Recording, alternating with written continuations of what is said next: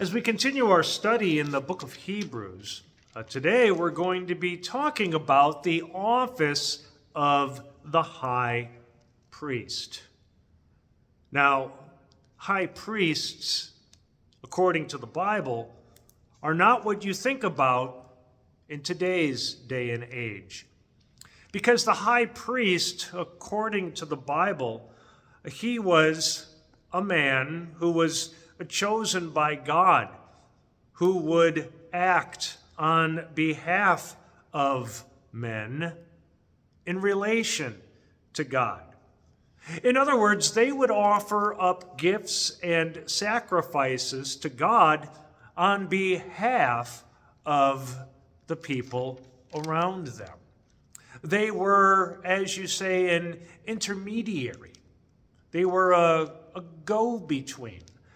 Because God's creation, since they were sinful, were not allowed to come close to God. But a high priest who was chosen by God, if he offered up sacrifices for his sins, then he could draw close to God and then offer up sins for the rest of the people. In this way, Jesus is spoken of as like a high priest, yet without sin. In our text for today, we continue in the book of Hebrews, chapter 4, verse 14, through chapter 5, verse 10. It is titled, Jesus, the Great High Priest. Since then we have a great high priest who has passed through the heavens, Jesus, the Son of God. Let us hold fast our confession. For we do not have a high priest who is unable to sympathize with our weakness, but one who is in every respect has been tempted as we are, yet without sin. Let us then with confidence draw near to the throne of grace, that we may receive mercy and find grace to help in time of need. Chapter 5. For every high priest chosen from among men is appointed to act on behalf of men in relation to God, to offer gifts and sacrifices for sins. He could deal gently with the ignorant and wayward, since he himself is beset with weakness. Because of this, he is obligated to offer sacrifice for his own sins, just as he does for those of the people. And no one takes this honor for himself, but only when called by God, just as Aaron was.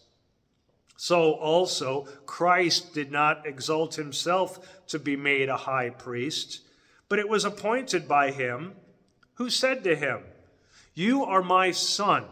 Today I have begotten you." As he says also in another place, "You are a priest forever, after the order of Melchizedek."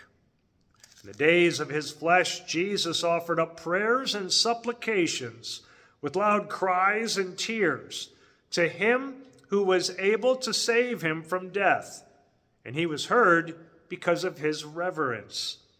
Although he was a son, he learned obedience through what he suffered. And being made perfect, he became the source of eternal salvation to all who obey him, being designated by God a high priest after the order of Melchizedek. So far, the text. Jesus is the great high priest. He offered up before God the sacrifice of himself that paid the price for all sin. His sacrifice makes it possible for us to be able to receive forgiveness for our sins. The high priests back in the day, they were able to offer up sacrifices to God in the form of animals. And when these animals were offered up, then forgiveness could be made.